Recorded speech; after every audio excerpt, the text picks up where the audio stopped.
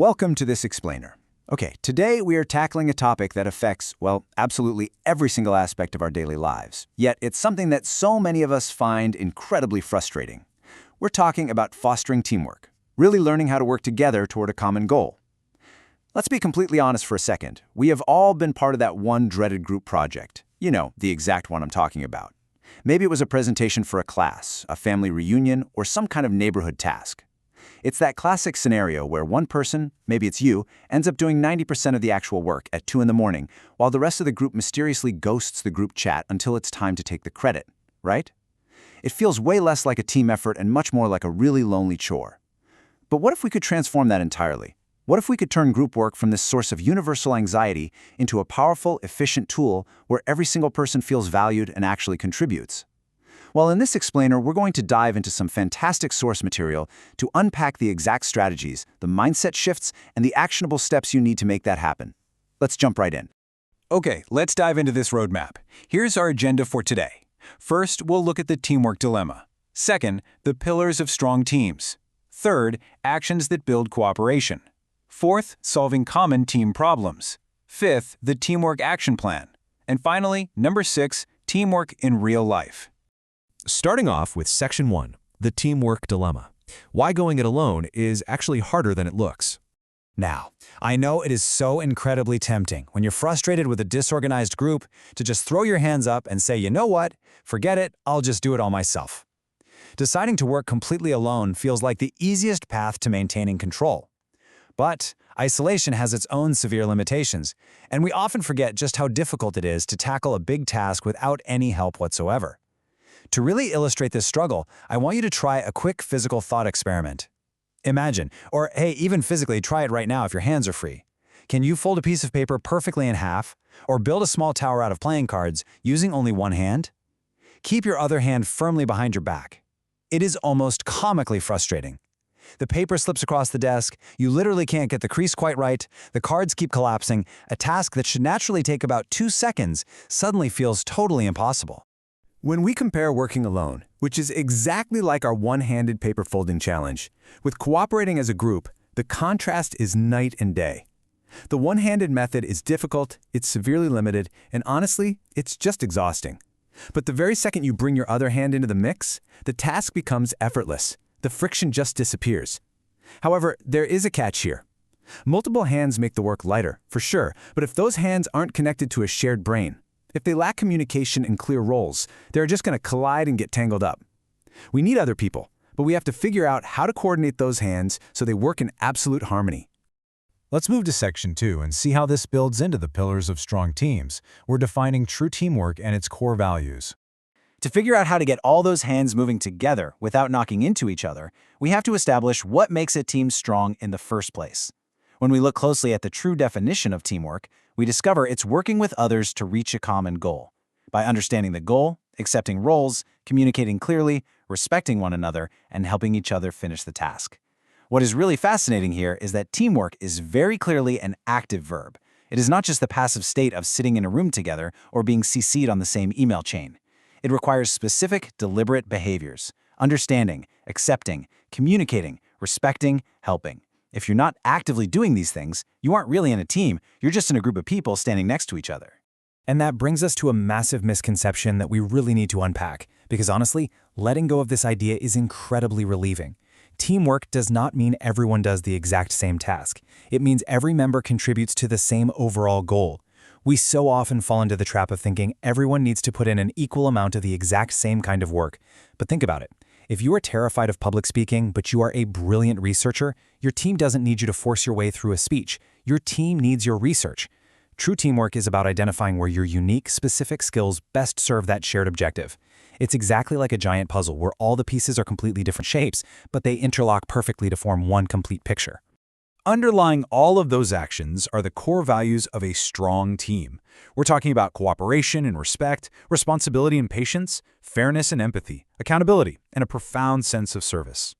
I really want to spend a second on a fascinating cultural example of this, the Filipino concept of bayanihan. Historically, bayanihan referred to neighbors literally physically carrying a house, a traditional nipa hut, to a new location for a family in need. Just imagine that for a second. 20 or 30 people lifting an entire home. using long bamboo poles. Think about the sheer level of nonverbal communication, the absolute trust, and the synchronous stepping required to ensure that house doesn't tilt, break, or drop.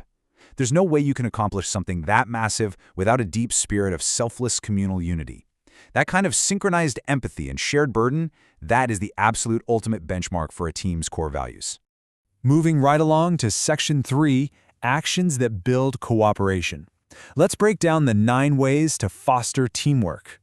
So how do we practically put those values to work? We need a toolkit.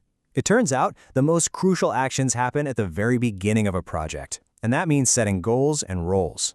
First, set a shared goal so everyone knows the finish line.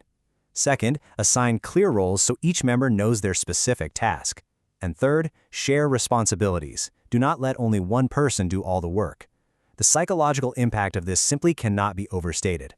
Unspoken expectations and an unbalanced workload breed resentment. And resentment, that is the #1 killer of team morale. Assigning clear roles acts as a powerful immunity boost against that resentment right from day one.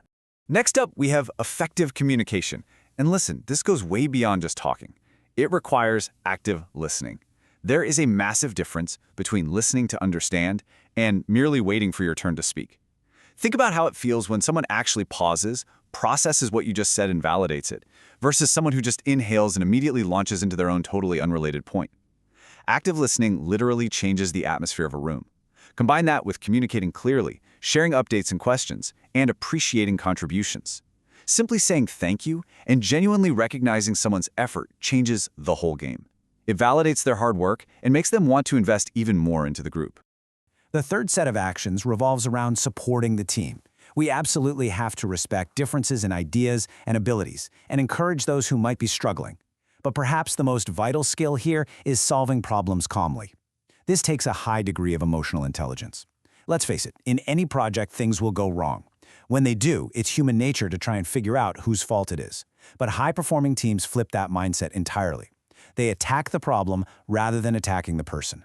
Focusing on the issue itself instead of pointing fingers is the absolute hallmark of a team that can survive and even thrive through conflict.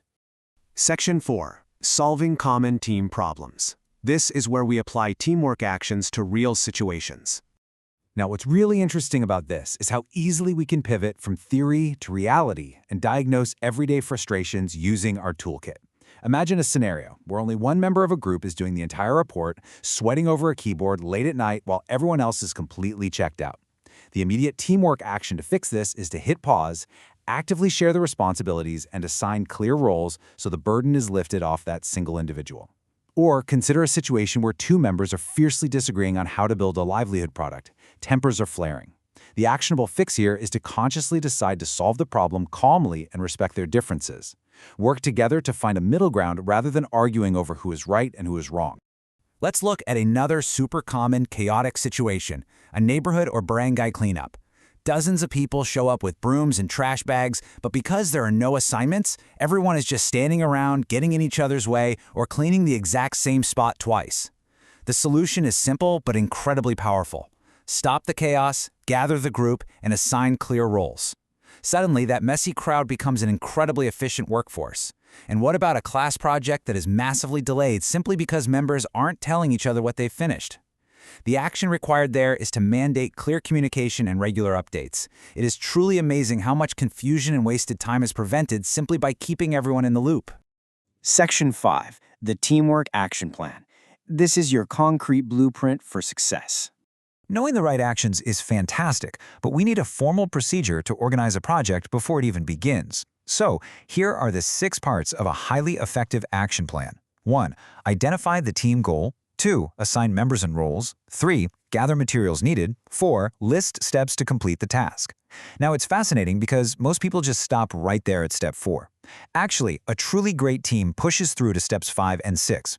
Step 5 is planning ways to help cooperation, deciding in advance how you'll check in on each other. And step 6 is deciding how to handle problems. Imagine pre-agreeing on a conflict resolution process. For example, saying, if we hit a roadblock and start arguing, we agree right now to take a 10-minute breather and then take a vote. Systematically anticipating misunderstandings turns a theoretical list into incredibly actionable stress-saving advice. I really want to connect this directly back to you, Because this blueprint isn't just for corporate boardrooms or tech startup founders. Think about the friction in your own household chore schedule.